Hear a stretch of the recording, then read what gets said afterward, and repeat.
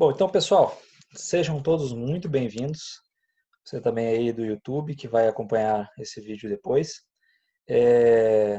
Hoje nós temos um tema aí muito interessante, que vamos aí até chamar logo o nosso convidado especial, mas antes de mais nada, vamos fazer uma oração, pedir aí que ele nos ajude a orientar aí tanto quem vai falar, como também a nós que vamos estar escutando. Beleza? Oremos. Santíssimo Deus, amorável Pai, graças te damos, Senhor, pela oportunidade de estarmos aqui reunidos e podendo, Senhor, conhecer um pouco mais da tua verdade, Senhor. Que o Senhor que venha falar esteja em nós, Senhor, nos orientando. Isso nós pedimos, em nome do Senhor Jesus. Amém. Bom, pessoal, então eu gostaria de apresentar primeiramente a Rose. A Rose, ela é uma das pessoas que vai estar aí nos auxiliando. Não sei se a Rose está aí, né? A Rose está ali. Ela é uma das pessoas que vai estar aí nos auxiliando. Ela está fazendo enfermagem, né, Rose? Isso. E Boa noite. é uma entusiasta aí que gosta bastante também dessa questão do criacionismo. Ela vai estar aí nos apoiando e até mesmo quando entrar as perguntas, ela vai estar fazendo as perguntas. Então, para vocês irem conhecendo ela vai estar fazendo parte aí da, da administração. Ela já está fazendo, já está nos ajudando bastante, né? Um toque feminino sempre é bom, né? Bom, e agora apresentar aí o nosso convidado também especial, que é o Dr. Lutz. Bom, o Dr. Lutz ele vai poder estar apresentando melhor, mas o Dr. Lutz ele é astrofísico, físico nuclear, matemático e informático. Ele também tem 3 teses aí que ele fez, mas devido à novidade das suas teses e uma questão assim, eu acho até incrível, né? Acabou que não tinha banca para poder avaliar, mas continua sendo teses aí que ele vai estar abordando, que assim, são fantásticas, vai estar podendo apresentar, ok? Então, Dr. Lutz, é com você. Certo, então agradeço a oportunidade de estar aqui, né, da gente conversar um pouquinho sobre essa questão da origem do universo. Esse é um tema que envolve várias áreas do conhecimento, na verdade, né? Vou apresentar a tela aqui, vou tentar compartilhar. Vamos ver se dá tudo certinho. Conseguem ver aqui a tela do Chrome, do navegador? Apresentação Está aparecendo certinho aqui. Muito bom. Então, certo. O tema da nossa conversa de hoje é sobre o Big Bang, se isso seria a origem do universo. A gente poderia também dar um outro título para essa palestra, né? Ou essa conversa. O modelo do Big Bang, quais são mitos a respeito disso, quais são as bases, qual é o significado, quais são as limitações, quais são as alternativas. Muitos cristãos começam falando nesse assunto, colocando uma questão assim: quem você acredita, no Big Bang ou na Bíblia, né? Então isso faz parte de ideias que as pessoas têm e que se baseiam em conceitos errados relacionados ao Big Bang. Então vamos começar primeiro com o que não é Big Bang. A maioria do que as pessoas dizem sobre Big Bang, na verdade, são falácias, demonstram desconhecimento. Então, a primeira coisa que seria interessante as pessoas fazerem no momento de tentar entender o que é o Big Bang é eliminar todas as suas ideias anteriores sobre o assunto, porque elas normalmente são enganosas. Por exemplo, as pessoas acham que Big Bang é uma explosão, né? Lá no início do universo, em algum momento, havia muito material concentrado num único lugar e aquilo explodiu, se espalhou por todo o universo, daí começaram a se formar galáxias, planetas, etc., né? E o Big Bang absolutamente não se parece com isso, não tem nada de semelhança. Outros dizem também ou às vezes as mesmas pessoas, que o Big Bang foi inspirado numa ideia de Hubble, que ele descobriu que as galáxias estavam se afastando cada vez mais de nós, e aí tentou prover uma explicação para isso, e dizer que, então era porque antigamente elas estavam concentradas num único ponto, né? Também não é verdade, não foi assim que aconteceu. Não é uma tentativa evolucionista de substituir Deus, não é baseado em alguma filosofia de origem, seja teísta ou seja ateístas, isso não se baseia em nenhuma filosofia. Não é um modelo conceitual que tenta explicar coisas que a gente observa. Pelo contrário, quando ele foi descoberto, essas coisas não eram conhecidas, então foram feitas previsões e essas foram constatadas mais tarde. Então, primeiro ponto muito importante, Big Bang não é uma explosão. A expressão Big Bang significa grande explosão, mas não é. Isso foi um termo pejorativo que alguém criou e se tornou familiar. Então, vou tentar ir meio rápido aqui, porque a gente tem pouco tempo e eu teria muita coisa para apresentar, mas eu vou me restringir a alguns pontos principais. Por exemplo, é fato que um cientista chamado Hubble observou o avermelhamento. O que é esse avermelhamento? Hubble notou que quanto mais longe está uma galáxia, mais avermelhada fica a luz que vem dela. Os dados de 1929, vocês podem ver aqui, eles são meio dispersos, mas dá para traçar mais ou menos uma linha. Depois, medidas mais amplas, com distâncias maiores, o gráfico fica bem melhor. Mas, enfim, esse avermelhamento ele é uma coisa que a gente chama de efeito Doppler, né? Mesma coisa que acontece com o som, né? Que um carro, ao aproximar-se, o som que vem dele parece estar mais agudo e ao afastar-se fica mais grave. Assim acontece com a luz também. Um objeto se aproximando muito rapidamente de nós fica com luz mais azulada, que corresponderia nessa analogia ao som mais agudo, e quando se afasta ele fica avermelhado, que corresponde nessa analogia ao som mais grave.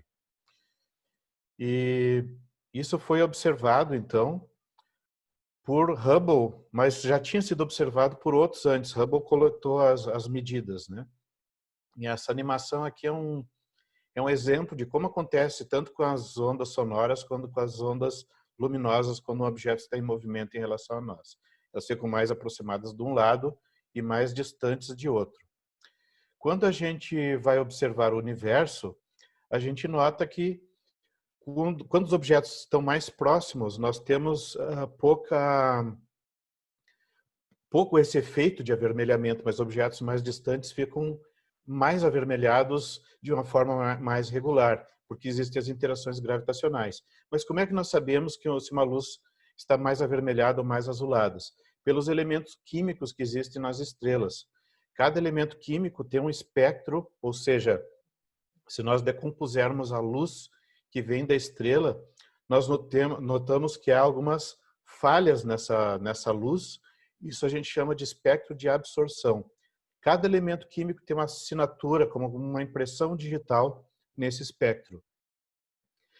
Então, nós conseguimos identificar exatamente onde deveria estar cada uma das linhas desses elementos químicos quando nós observamos o universo. Cortou a áudio. Oi? E nós notamos que há uma alteração, né? E essas linhas ficam deslocadas, vocês já vão ver na animação agora, essas linhas ficam deslocadas para o vermelho se o objeto estiver se afastando de nós e ficam deslocadas em direção ao violeta se o objeto está se aproximando. Então, aqui no caso, nós estamos vendo um exemplo em que o objeto se aproxima de nós. No caso dele se afastar de nós, a luz fica avermelhada. Nós conseguimos medir exatamente qual é a variação disso, porque nós estamos vendo ali as impressões digitais dos elementos que estão espalhados pelo universo. E aí nós conseguimos fazer esse mapeamento com bastante precisão. Pois bem, objetos que estão conectados, ligados entre si gravitacionalmente, eles vão agir juntos. Então, galáxias muito próximas estão com movimentos orbitais umas em relação às outras. Esses movimentos são complicados, né? Mas, à medida que nós nos afastamos, essas interações gravitacionais, em média, são menores. Então, nós podemos ver a média de cada cluster, cada aglomerado de galáxias vai se tornando cada vez mais avermelhado. Então, um mito que existe sobre isso é que Hubble primeiro constatou que as galáxias distantes ficam mais avermelhadas do que as galáxias mais próximas e teria interpretado isso como uma velocidade do efeito Doppler, né? E aí daí tirou a ideia do Big Bang. Isso não é verdade, né? Nós temos em ciência explicações, previsões, e na pseudociência nós temos explicações ad hoc. Na verdade, na própria pesquisa científica, nós fazemos algumas explicações ad hoc, tentativas, né? O que é uma explicação ad hoc? Eu observo um fenômeno e tento imaginar por que ele aconteceu, ou como é que ele funciona. Então, eu invento uma explicação lá, isso que a gente chama de explicação ad hoc. Então, muitos pensam que o Big Bang seria uma explicação ad hoc para o avermelhamento das galáxias. Não é verdade. Vamos adiante, assim, as bases do modelo são essas aqui, ó, o cálculo, a teoria da mecânica de Newton, o princípio da ação mínima, que é o princípio de que tudo que Deus faz é absolutamente perfeito e, portanto, as leis físicas são otimizadas. Os físicos usam esse princípio, mesmo os ateus, só que sem mencionar a parte metafísica aqui, né? Só a parte de que a fórmula funciona. Usamos também geometria riemanniana, cálculo tensorial, termodinâmica e relatividade geral. Então, se você quiser conhecer detalhes sobre o Big Bang, como é que funciona, teria que conhecer essas coisas. Cálculo diferencial e integral, né? As leis da natureza, para a gente conseguir lidar efetivamente com elas, a gente precisa trabalhar com equações diferenciais. Senão, o que a gente tem é só uma ideia vaga dessas leis. Por exemplo, de leis físicas, né? Aqui está uma, que é uma equação, uma das leis de Newton, né? Que diz que a taxa de variação da quantidade de movimento em relação ao tempo é igual à força. Daqui a gente praticamente pode deduzir a mecânica de Newton, a partir dessa lei principal. O princípio da ação mínima, ele é expresso por essa formulazinha aqui, que diz que todas as leis da natureza são otimizadas, as leis básicas, né? São otimizadas. Isso aqui é teoria eletromagnética. Então, aqui é uma oportunidade interessante para a gente ver em que consiste uma teoria em física. Ela é um conjunto de leis e suas consequências. Então, aqui à direita, nós vemos as leis do eletromagnetismo. A gente sempre expressa as leis como equações diferenciais como essas. O E aqui representa o campo elétrico, H representa o campo magnético, o Rho é a densidade de carga, né? E o J é a densidade de corrente elétrica. E o ε0 e o μ0 são constantes. Então, essas aqui são as leis do eletromagnetismo. Essas 4 leis podem ser resumidas nessa outra lei que eu coloquei aqui embaixo, né? Ela já expressa todas as leis do eletromagnetismo numa única fórmula. E é dessas equações do eletromagnetismo que nasce a relatividade, que nos explica como funciona o tempo e o espaço. Então, elas não são também uma invenção de Einstein, elas são consequências de algo que o próprio Maxwell tinha descoberto no século XIX. Outra coisa descoberta no século XIX também foi a geometria riemanniana, que é uma forma muito mais ampla, muito mais geral de lidar com geometria, que permite que a gente estude também curvaturas no próprio espaço e no tempo. Isso foi essencial para poder Einstein formular a teoria da relatividade. Cálculo tensorial, o que é isso? Bom, assim como existem entidades que são representáveis por um número, como massa, por exemplo, ou densidade, existem grandezas que são representáveis como vetores, flechinhas, né? Tanto no caso de entidades representáveis por um número somente, elas são os chamados escalares. Os vetores também são chamados vetores. Existem grandezas mais complexas do que isso. E todas essas nós chamamos de tensores. Né? Algumas entidades nós basta um número para representar, outras precisa um número para cada dimensão do espaço, outras precisam um par de números para cada combinação de pares de dimensões do espaço e assim por diante. Mas tem toda uma matemática complexa aí por trás disso. E tudo isso é essencial para entender o modelo do Big Bang. Então, as pessoas que não têm esse conhecimento e falam de Big Bang, geralmente só tem uma informação de segunda mão. Outra coisa que as pessoas costumam dizer é que o modelo do Big Bang vai contra as leis da termodinâmica, principalmente a segunda lei. Na verdade, isso não é assim, como eu vou mostrar depois para vocês. Mas essas aqui são as duas primeiras leis da termodinâmica, uma forma de representá-las. E essas fazem parte do modelo do Big Bang, sim. Então, não é verdade que ele contraria as leis da termodinâmica.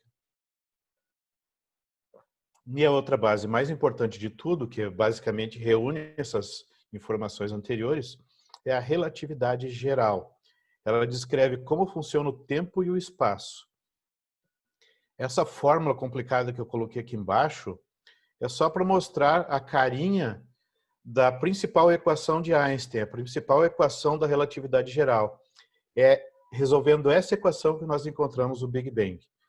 Ela descreve como funciona o espaço, como funciona o tempo e como é que eles se relacionam entre si. E quando aplicado ao universo como um todo, isso aí nos dá o Big Bang. Vamos ver o que mais. Bom, essa equação pode ser deduzida de várias maneiras independentes e chega ao mesmo resultado. Uma das formas é usar a primeira lei da termodinâmica, que é essa primeira formulazinha esquerda aqui embaixo, e é um teorema da geometria diferencial, que basicamente fala que a fronteira de uma fronteira tem medida zero. Juntando essas coisas, nós obtemos a equação de Einstein, que é essa equação da relatividade geral. Ela também pode ser deduzida do princípio da ação mínima, o princípio de que Deus faz tudo perfeito. Então, e na verdade foi esse o caminho que Einstein usou. Ele partiu do princípio da ação mínima e deduziu essa equação.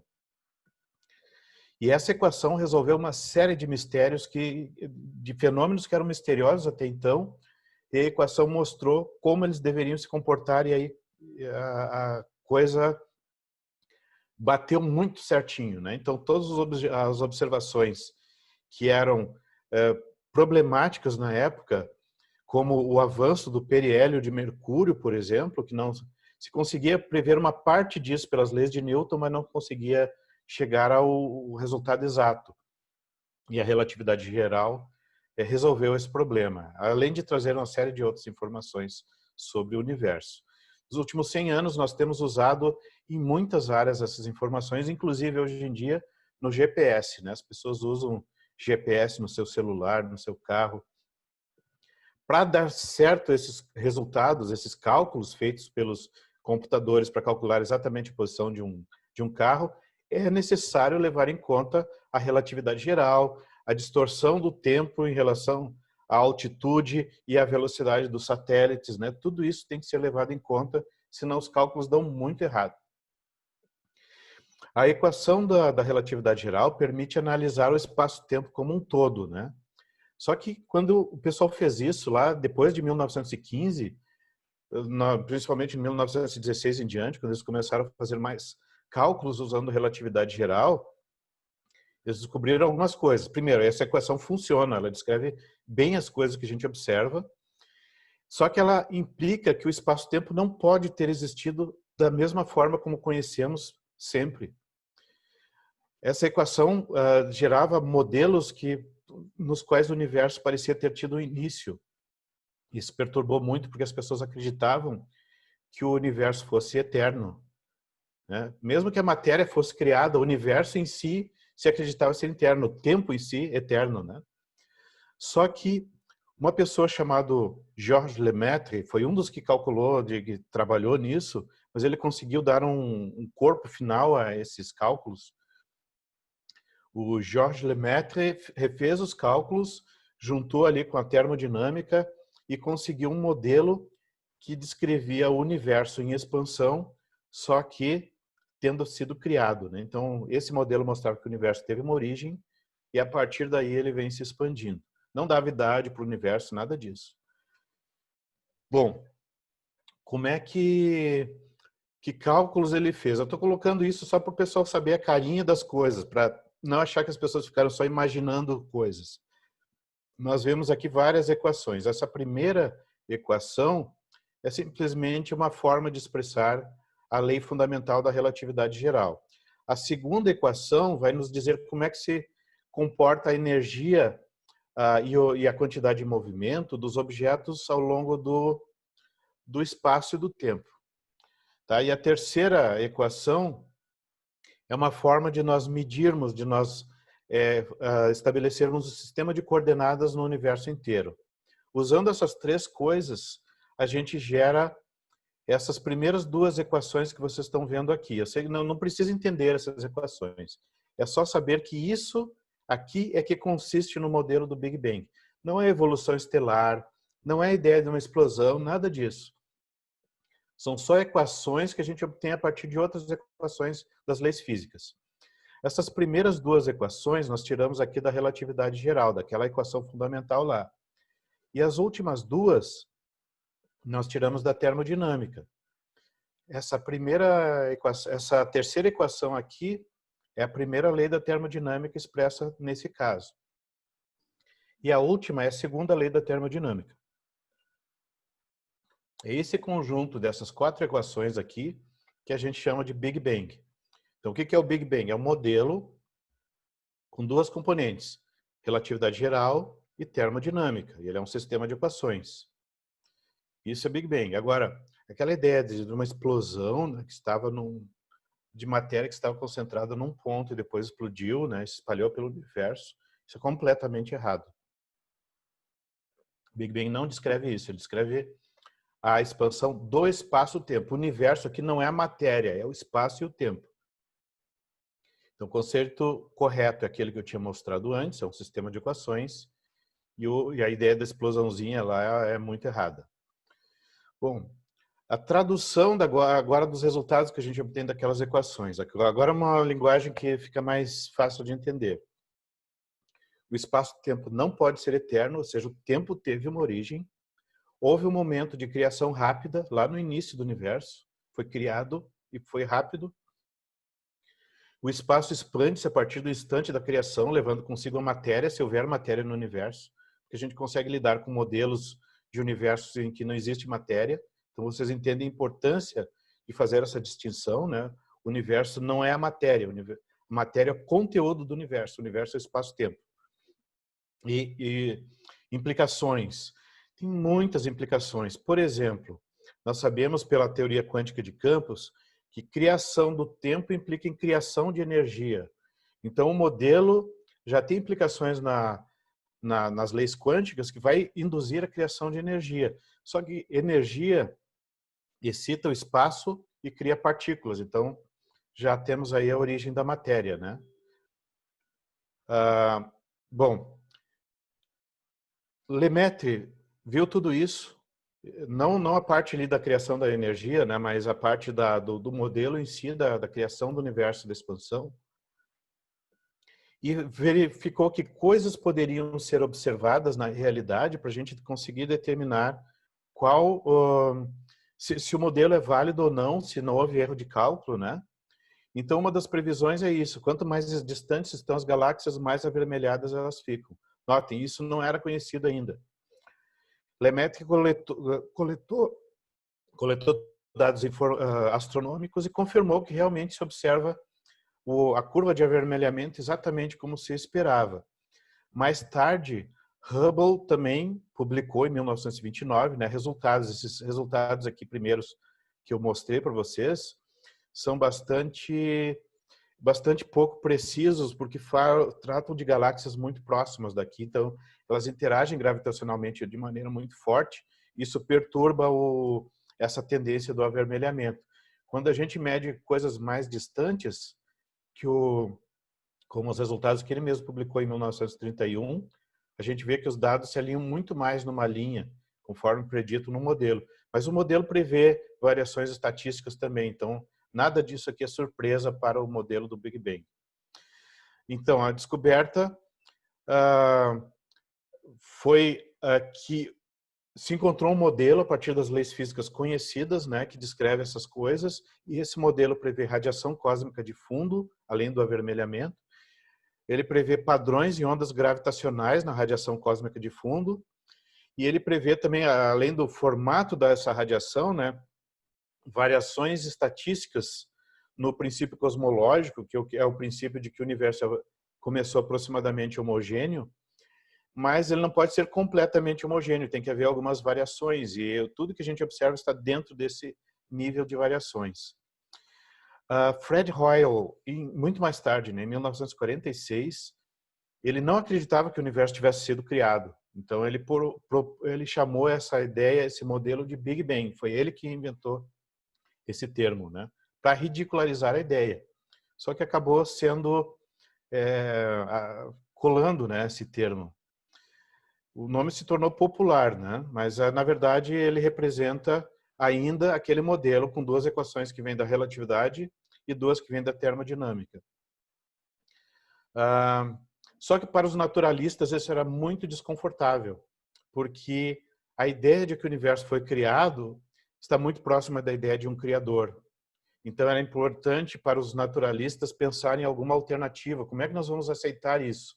As evidências foram se acumulando até que uma pessoa intelectualmente honesta não poderia mais negar o Big Bang, a menos que fosse ignorante do assunto, até que se chegou a um consenso, olha, deve haver algum mecanismo além do universo que criou o universo, vamos pesquisar isso, mas tudo bem, aí Big Bang não dá mais para negar, né?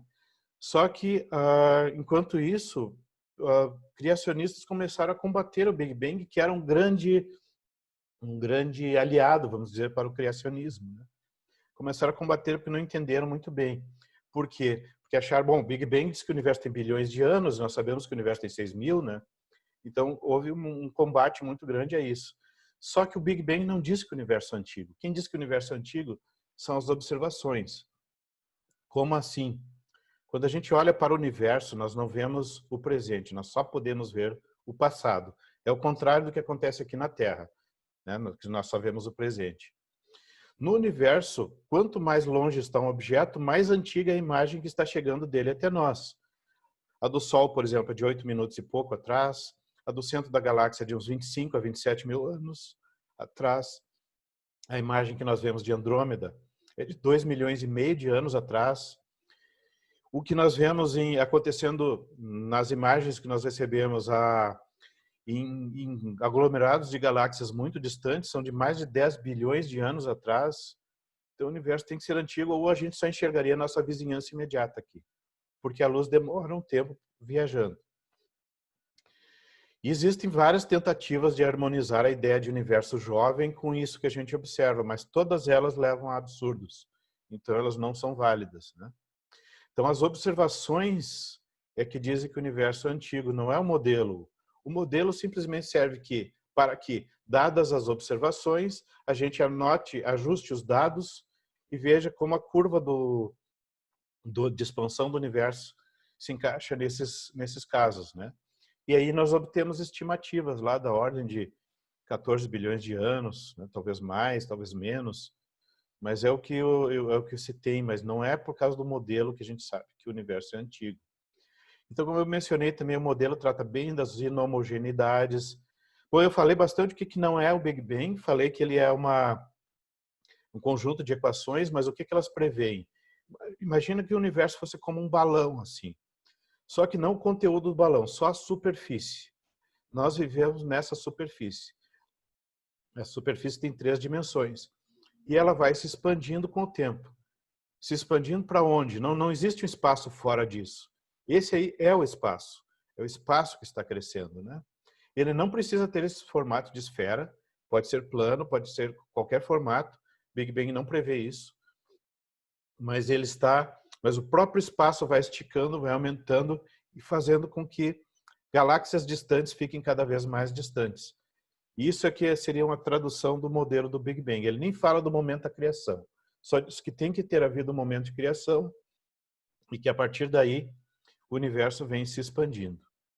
Bom, eu saí do modo apresentação sem querer aqui.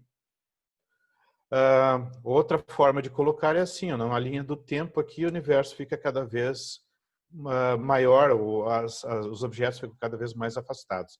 É o próprio espaço que está crescendo. E esse modelo tem um certo nível de aproximação, ou seja, ele não é absolutamente exato, mas ele parece uma excelente aproximação do que a gente observa. Então, ele herda algumas limitações da própria relatividade geral, que ela descreve muito bem algumas coisas, mas ela não trata de alguns detalhes importantes da realidade, né? É bom a gente ter noções disso. Então, o pessoal que combate o Big Bang normalmente não entende o que ele é, primeiro não sabe o que é o modelo, e segundo, às vezes tem problemas também com a exegese bíblica, que é a técnica de interpretação de textos bíblicos.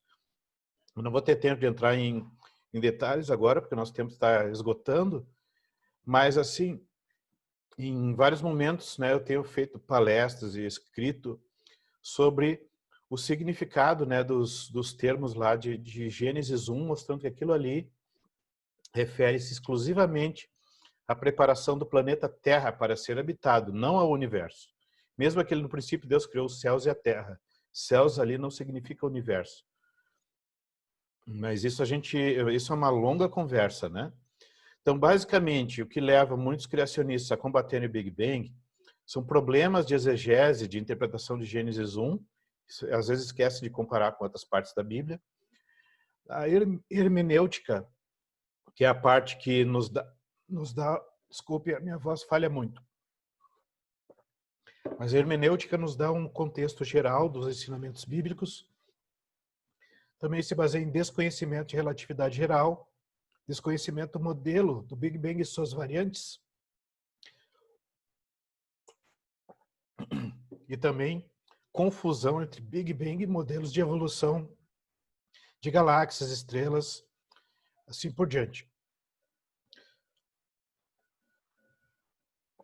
Porém, o Big Bang é compatível com a Bíblia. Como?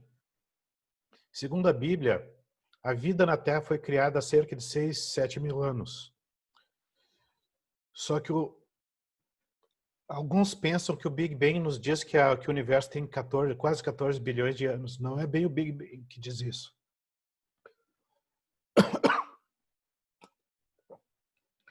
Bom, já mencionei isso. Se a gente vai analisar com cuidado o texto de Gênesis 1, nós vemos que faz apenas referência ao planeta Terra. Outra coisa importante também, eu vou pular aqui os detalhes, nós precisamos ir para o final, até porque minha voz está esgotando. Nós lemos, por exemplo, em Hebreus 11, verso 3, assim também como Hebreus 1, verso 2, que pela fé entendemos que as eras, o tempo foi criado pela palavra de Deus. Isso é exatamente o que diz o Big Bang, que o tempo foi criado. Então, na verdade, o Big Bang confirma essas declarações bíblicas. Mas, enfim, existem várias alternativas, cada um com vários problemas técnicos, e nenhuma dessas alternativas subsiste. Mas, enfim, eu gostaria de encerrar por aqui, recuperar minha voz enquanto o pessoal se prepara aí para fazer perguntas, colocar pontos de vista, né? Então, basicamente, Big Bang não é uma teoria, mas ela é uma família de modelos descritos por aquelas equações ali que eu mencionei. E entre essas equações, duas vêm da termodinâmica, ou seja, ele não é incompatível com a termodinâmica. Pelo contrário, ele só é incompatível com as observações. As observações é que são incompatíveis com a ideia de universo jovem, mas não de vida jovem na Terra. E era isso. Obrigado. Desculpem as falhas da minha voz aí.